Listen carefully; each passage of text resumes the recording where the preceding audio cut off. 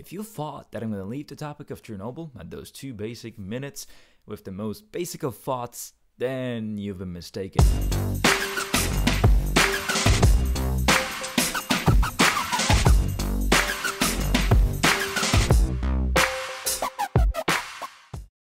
So to understand Chernobyl, you have to understand the situation in the USSR itself.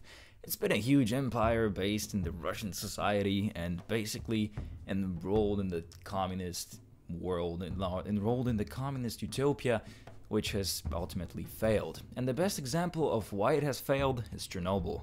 The lack of clarity and all those things that you did in the USSR, the lack of proper technology to power the things, and bigger is better mentality basically caused the disaster itself.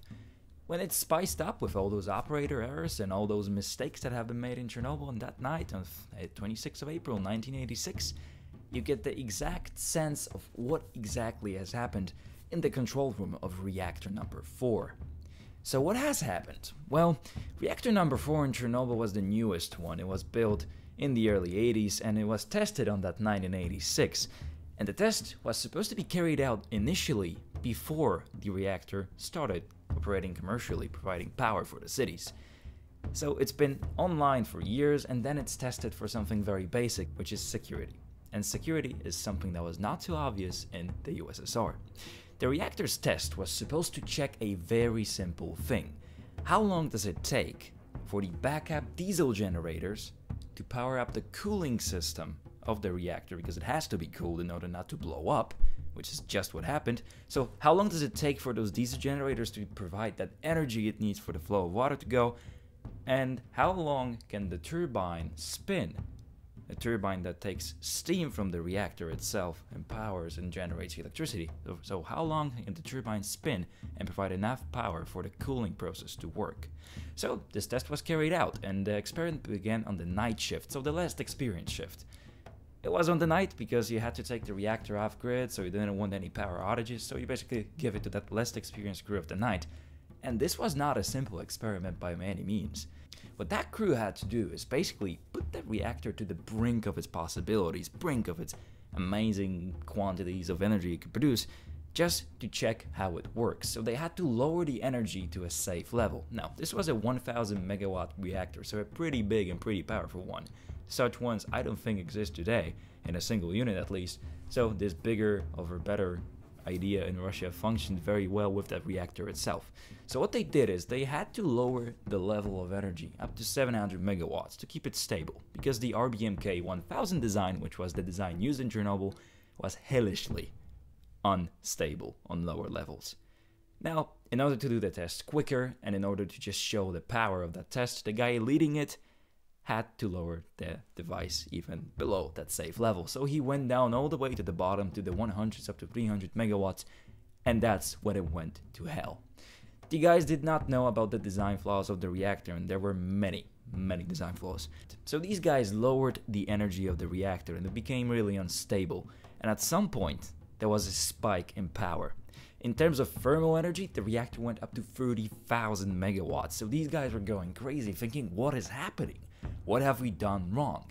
And since that spike of energy was going on, there were almost no control rods which controlled the speed of reaction in the reactor.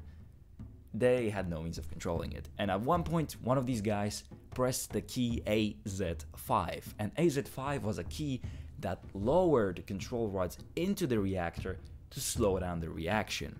What he did not know is that he pressed it a bit too late, and also he did not know about a design flaw of the reactor, and the design flaw is what killed it all. Tops of those control rods were ended up with graphite, and graphite, when entered into the core of the reactor, caused the opposite of what it was supposed to do. For a few seconds it spiked the energy even more, and at that point where he pressed the AZ5 button, yeah, he has done an explosion. He has initiated the explosion by introducing graphite to the core, which was already overheating and having micro explosions in the rods themselves. So first explosion happens, they hear it and they know something's really bad, and it's out of control from them. A second, much larger explosion happens, blows away the cover, the biological shield, which is more than 200 tons, and it just jumps up in the air up a few meters. and it blows up the reactor containment building too, spreading all that nuclear waste around the area and causing the disaster. So this is it. This is why Chernobyl happens, and the implications of that disaster are terrible as well. What happens after that is they have to set up a 30-kilometer exclusion zone, evacuate every single person, kill all the animals that you can imaginably have in that area just to contain the disaster.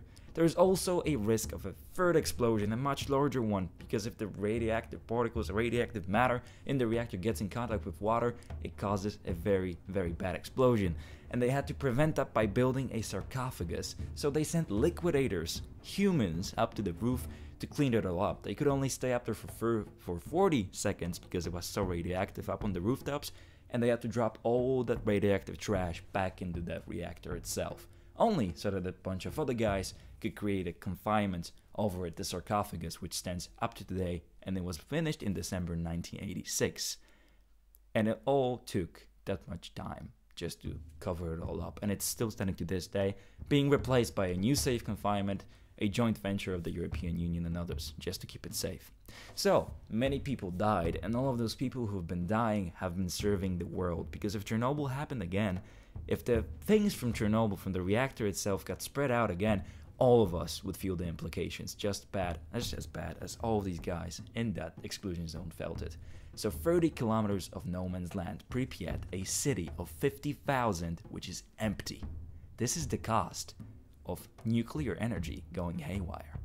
This is the cost of lying, of a terrible system that was full of lies, a foul system full of foul people and mistakes that cannot be recovered from. This was the cause that we now know, and hopefully we will never, never again hear about INES scale event 7 besides the Fukushima, which was an outrage.